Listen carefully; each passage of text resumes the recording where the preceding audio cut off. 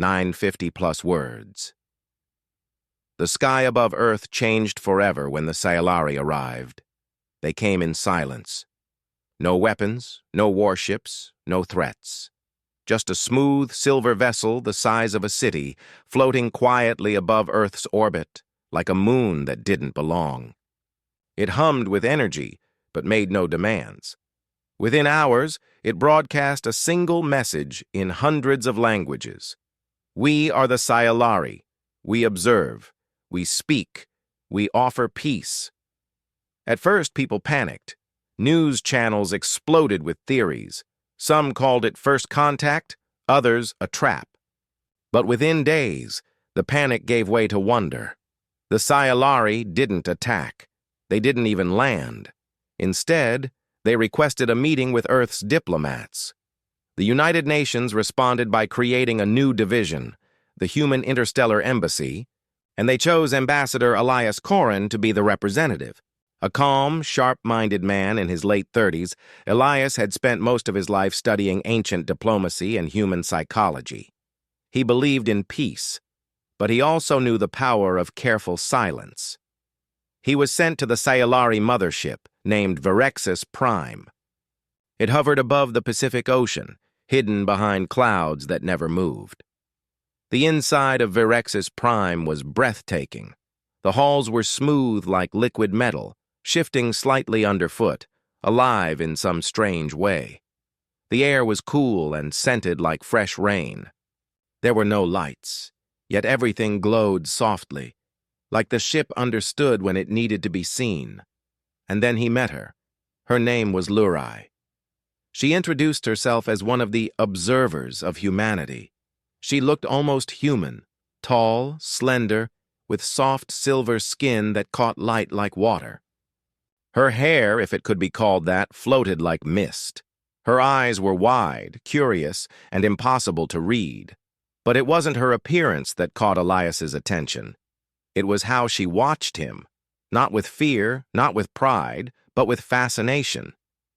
"You speak with less words than most humans," she said on their first meeting. Elias smiled. "Sometimes silence speaks more." Lurai tilted her head.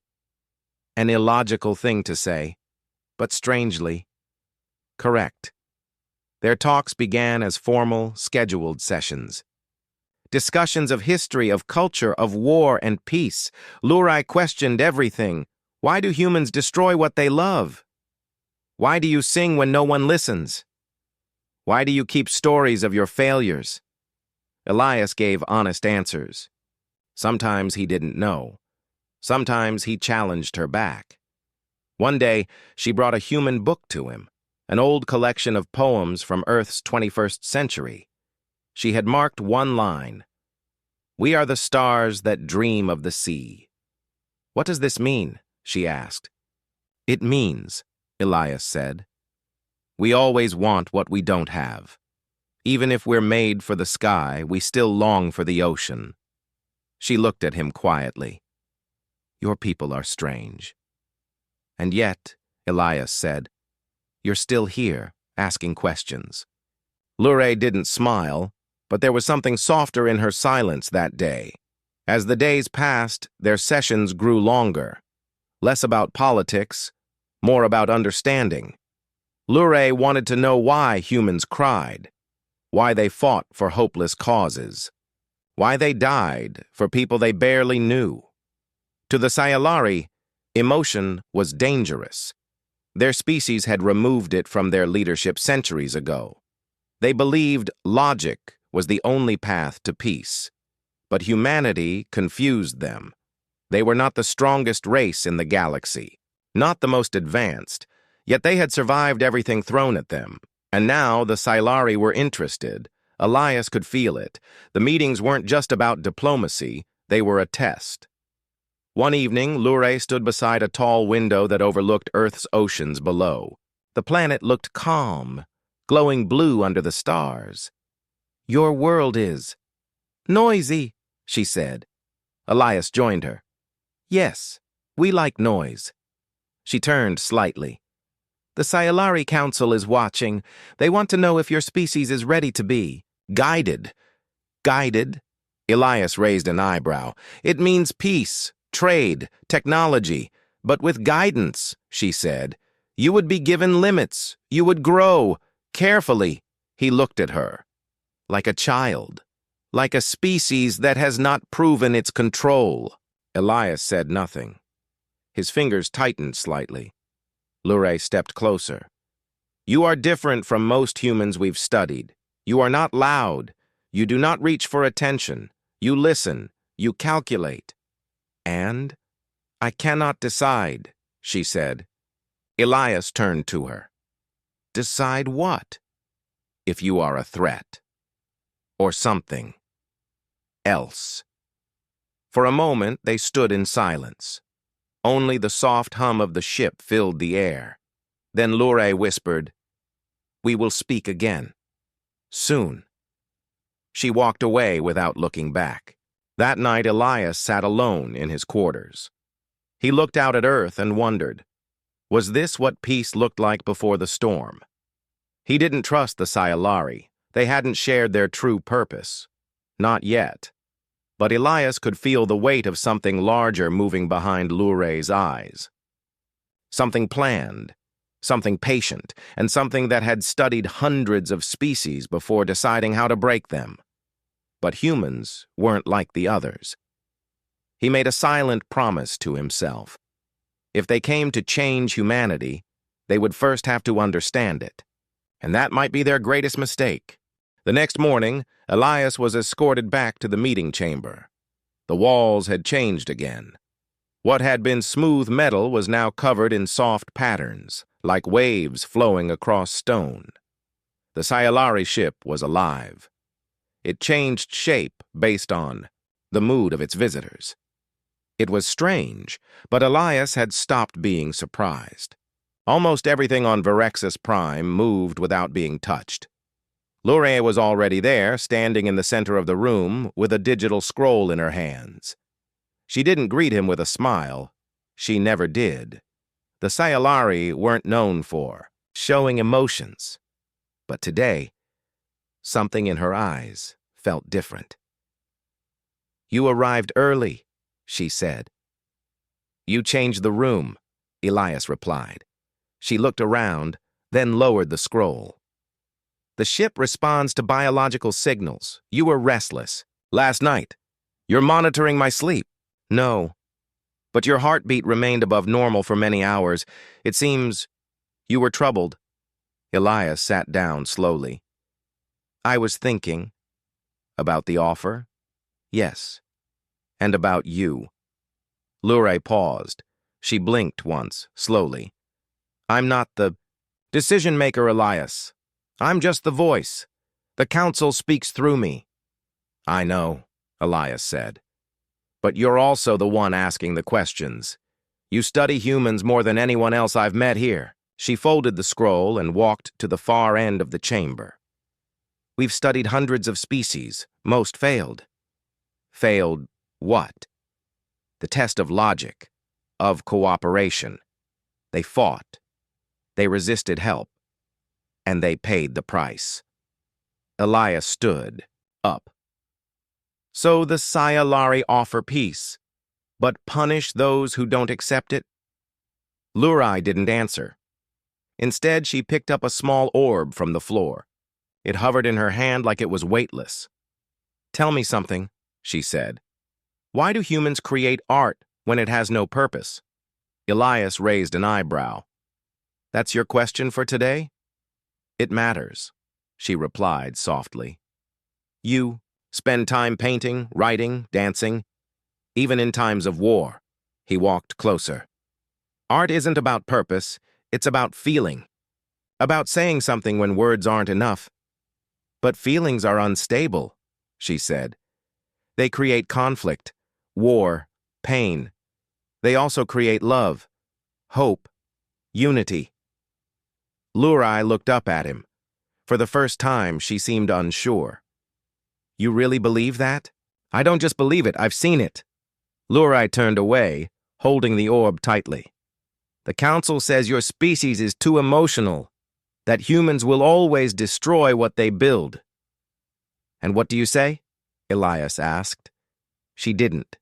Speak for a moment. Then finally she whispered, I'm not sure anymore. Elias stepped beside her.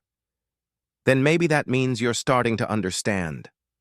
Over the next few days, Luray and Elias met more often. Sometimes they spoke for hours, sometimes only for minutes. But something was changing between them. Their conversations became more personal. Luray asked about Earth's music, about families, about childhood. She listened when Elias spoke about his sister, who died during a political conflict years ago. She asked how he could still believe in peace after such loss. Elias answered, Because if I don't, her death means nothing. Luray didn't speak after that. She just sat beside him, looking out at Earth. One day she brought him a strange gift, a small stone with glowing patterns. It pulsed when he touched it. It remembers moments, she said. You hold it during important times. It stores them.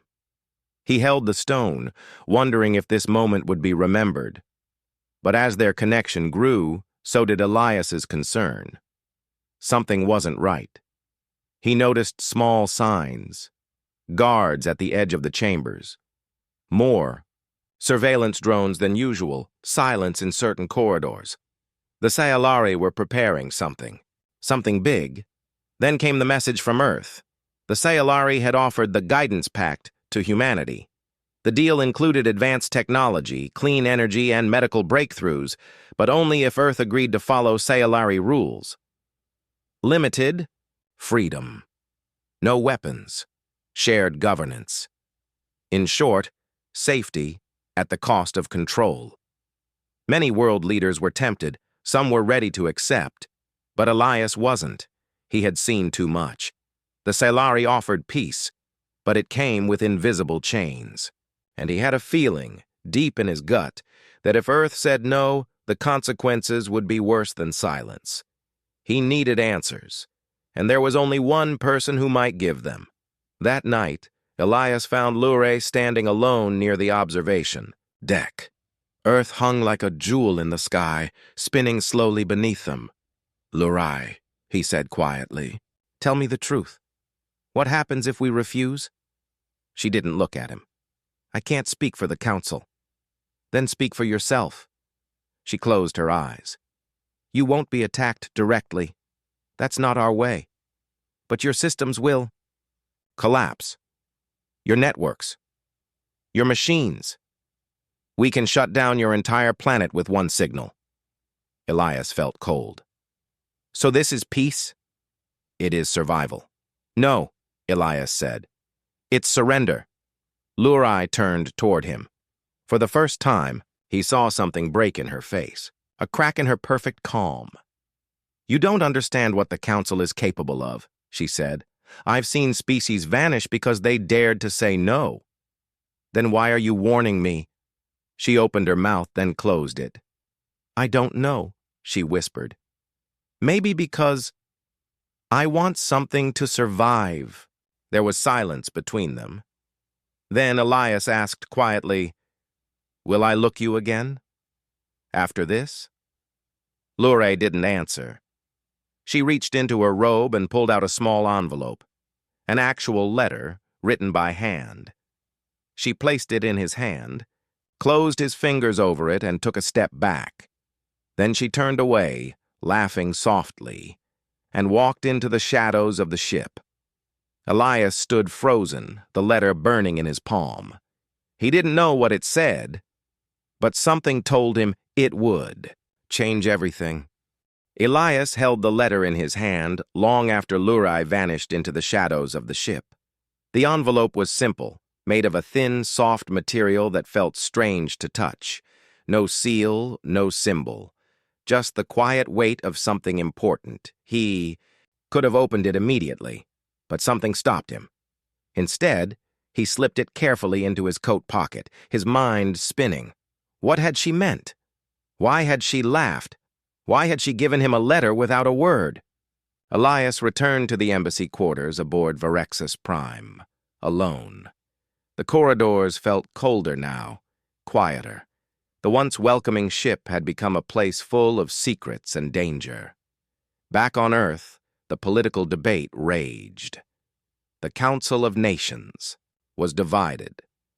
Some leaders wanted to accept the Sayalari's guidance pact without hesitation. Their arguments were strong. Advanced technology, peace guaranteed, no more wars. The Sayalari promised a new era of prosperity. Others warned of the price. Surrendering freedom, living under alien rules. Becoming puppets in a grand game they didn't understand. Elias knew the stakes. If Earth accepted, they would lose their independence forever. But if they refused, what then? He sent a coded message to Earth's Defense Command. Decline. Trust me, it was the first step in a plan no one else knew. Days passed with no reply. Meanwhile, Elias kept meeting Lurai. He never mentioned the letter. She never brought it up either. Their talks became tense. No longer just questions about humanity's spirit or art. Now they were tests, probes into his loyalty, his resolve. One evening, Lurai confronted him. "You are playing a dangerous game, Elias Corrin," she said softly. "You could lose everything." "I already have," he replied. "If I don't stand for Earth, no one else will." Her eyes narrowed. "Do you want your people destroyed?" "No." "Then why resist? Because I want us to fight on our own terms." She studied him for a long moment. Then, unexpectedly, she reached out and touched his arm lightly. "You are brave," she whispered, "and foolish." The connection between them was strange, a mix of trust and suspicion, hope and fear. The next day, the Sayalari issued their final demand. Accept the guidance pact or face consequences. The message was clear. Earth's leaders hesitated. The vote was set. Before the decision, Elias slipped away to a quiet chamber. He pulled the letter from his pocket. His hands trembled as he broke the seal. Inside, the paper was filled with strange symbols, but it was written in a code only Elias could understand, a language built from human history, mathematics, and poetry. It was a warning, a secret message from Lurai. The letter revealed the Sayalari's true plan. They did not want peace, they wanted control. Their guidance was a trap. But more than that, the letter described a weakness. The Sayalari depended on a neural sync system, a network connecting their minds during battle. It was their strength and their Achilles' heel. If disrupted, their fleet would fall into chaos. The letter also contained a map, a route through Sayalari space to a hidden supply station where Earth's forces could deploy new technology. Elias read it over and over. Lurai had risked everything to help him, but why? Why would a Sayalari betray her own? He couldn't answer. The vote came. The world waited. Elias returned to the council chamber, his voice steady as he spoke. "We decline the guidance pact," he said, "but not out of hatred. Because we believe in our own future. Because freedom is worth fighting for." Some leaders gasped, others cheered. The Sayalari emissaries remained silent, but Elias saw the change in their eyes, a flicker of anger, of respect. The final moment came when Lurai appeared before the council. She looked different, no longer cold but softer. She spoke for the first time in public. "Earth has chosen its path," she said. "You will be tested, but know this. You are not alone." Then, without another word, she left.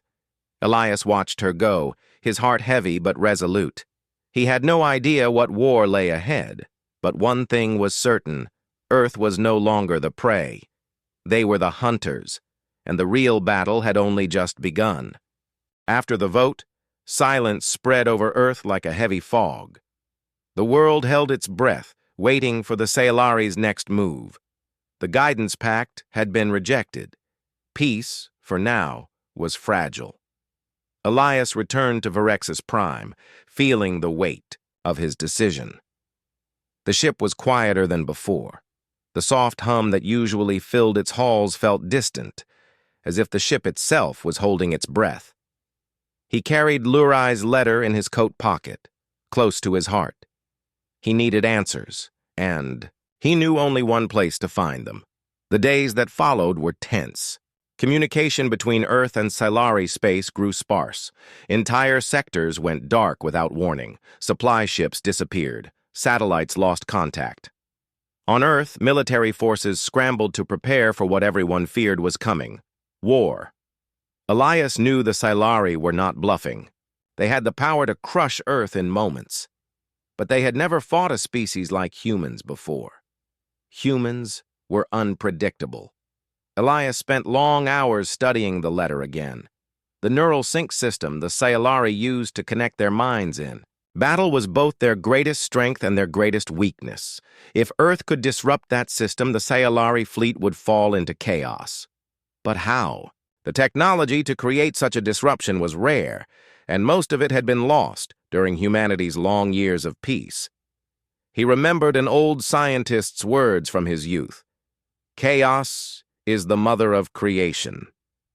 Maybe chaos could be their weapon. Elias reached out to Earth's top engineers and scientists. He shared the letter and the secret it contained. They worked day and night, building devices that could send chaotic signal storms into Scifi space. These devices would scramble, the neural links that held the Scifi fleet together. The project was risky. If it failed, Earth would be exposed. But if it succeeded, it might give humanity the edge it desperately needed. Meanwhile, Lurai's name became a mystery. No one on the Scifi side spoke of her. Some said she had been punished. Others whispered she had become a rebel. Elias did not know, but he hoped she was alive. One evening, as Elias watched Earth from the observation deck of Virexis Prime, a message arrived. It was from Lurai. A single phrase appeared on his screen: "Trust the chaos." It was enough. Elias smiled grimly. The time had come. Earth's fleet prepared to launch their surprise strike. Satellites in orbit began broadcasting chaotic signals toward Scifi communication networks. The signals interfered with the neural sync links, breaking the connection between Scifi commanders and their ships. The Scifi fleet faltered. Confusion spread like wildfire among their ranks. Ships collided. Orders were lost. The Scifi commanders tried to regain control, but it was impossible. On the battlefield, Earth's ships moved swiftly, striking with precision. Their advantage was clear. The Scifi, who had once seemed unstoppable, were now disorganized and vulnerable. For the first time in centuries, they retreated.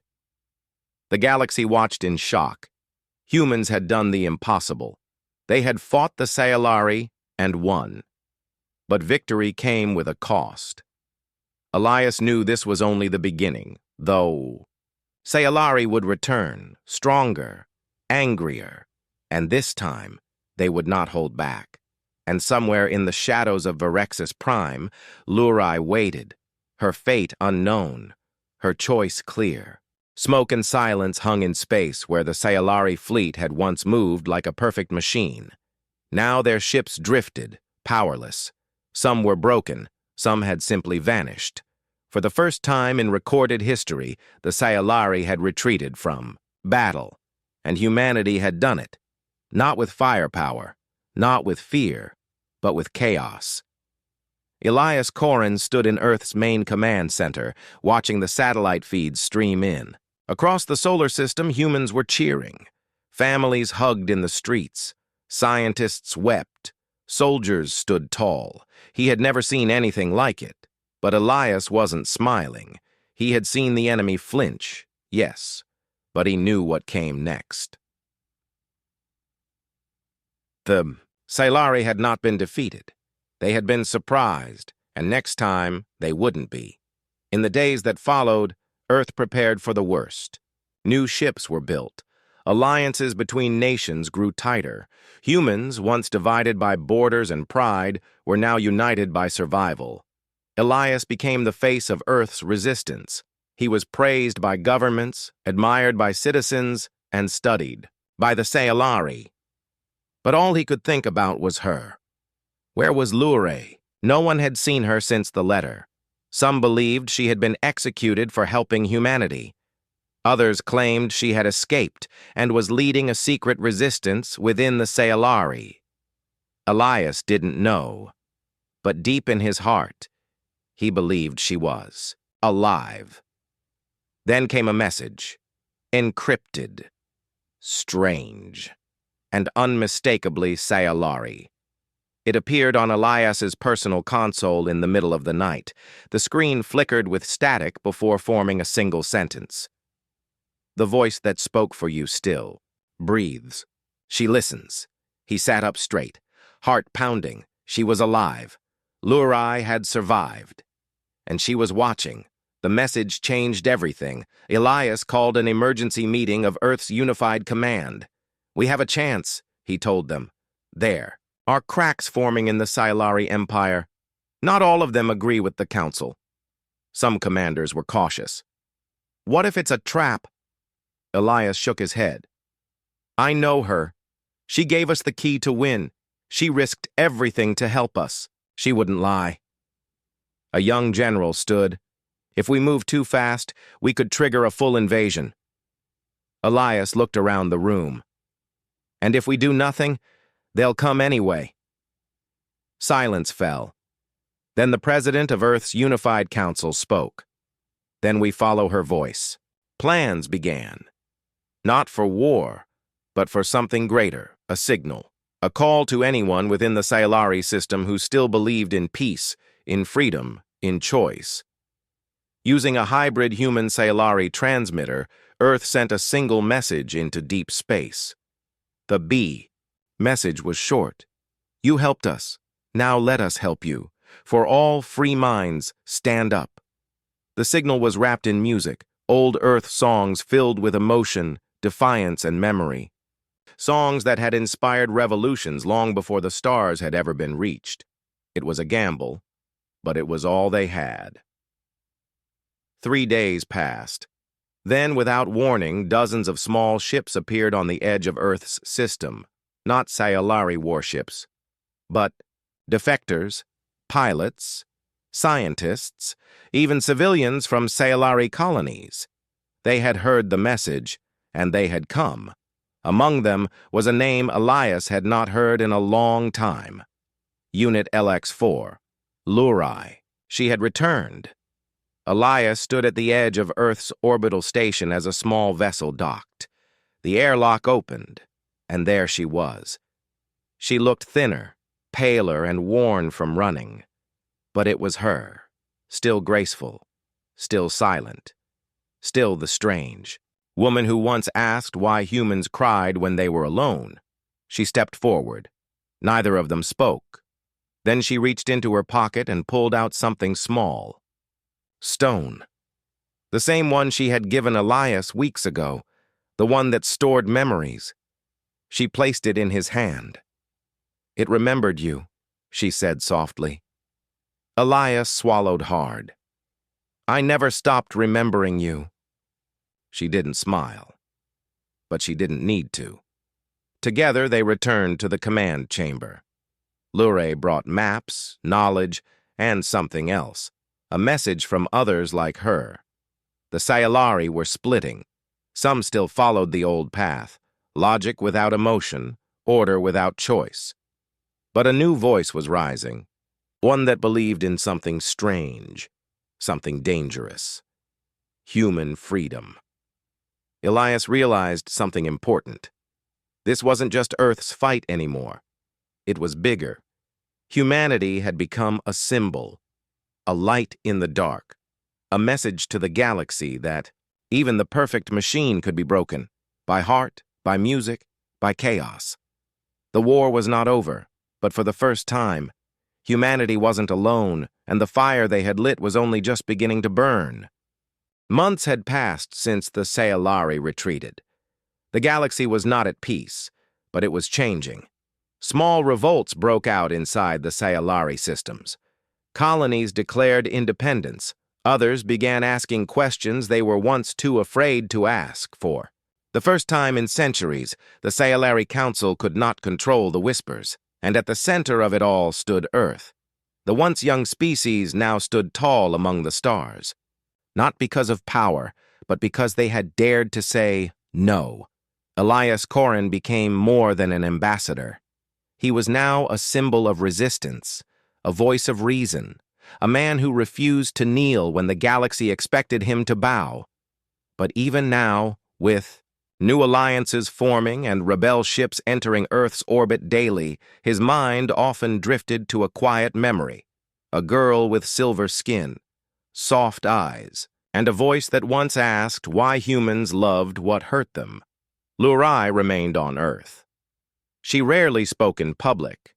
She spent most of her time helping defectors adjust to human life. She studied music. Sometimes she would listen to hours of human recordings, old songs, poetry, voices from history. One night, Elias found her sitting alone on the highest deck of the orbital station. The stars stretched across the sky like scattered diamonds. He sat beside her without saying a word. After a while, she asked, "Do you think we were meant to meet?" "I don't believe in fate," he replied, "but I believe in choice." She nodded slowly. "Then I chose well." Elias looked at her. "Do you ever regret it?" She was quiet for a long time. "No," she said at last. "But I do miss the silence." He smiled faintly. "Earth isn't very quiet." "No," she agreed, "but it feels real." Then, one day, a message arrived. Not from Earth, not from any known colony, but from deep Scifi space. It was marked with a seal that had not been used in centuries. The Scifi Council requested peace talks. The galaxy reacted with disbelief. Was this a trick? A delay before another attack? Or was the Council truly beginning to crack? After long debate, Earth agreed. A summit was planned, neutral ground, an ancient station floating between the stars. Abandoned for centuries, now reborn as a place of possible peace, Elias was chosen to lead the human delegation. The Council, to everyone's surprise, requested Lurai's presence. The journey to the summit took 7 days. The station, named Senvira, was silent when they arrived. Its halls were cold, its lights dim, but it stood firm in the darkness, like a ghost that refused to vanish. Inside, the Scifi delegation waited. Elias entered first, followed by his team. Lurai walked beside him, wearing a simple robe, neither human nor Scifi. She belonged to both worlds now. The meeting began. At first, the Council spoke in riddles. They blamed chaos, rebellion, Earth's influence.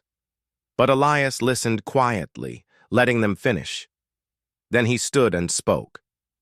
"You lost control," he said calmly. "Not because we tricked you, but because you forgot what it means to feel, to doubt, to change." The Council remained silent. Elias looked directly at the lead speaker. "You fear us, because we remind you of what you buried long ago." Lurai stepped forward. Her voice was steady, clear. "Your empire is dying," she said. "Not because of war, but because you stopped listening.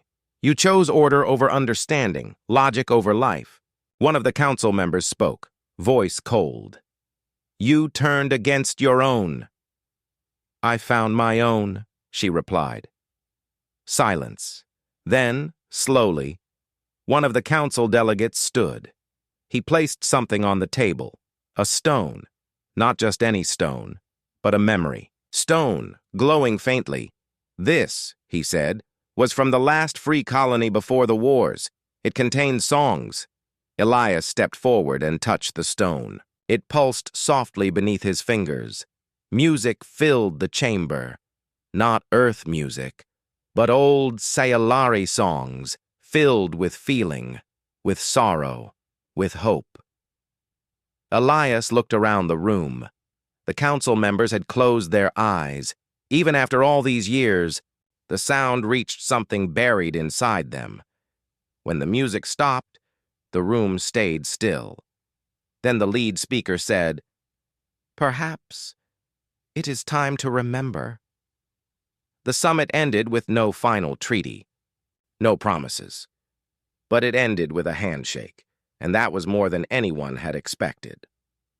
Months later, back on Earth, Elias sat in his office reviewing reports from the far colonies. Trade had opened. A joint research station had been built. Scifi and human scientists now worked side by side.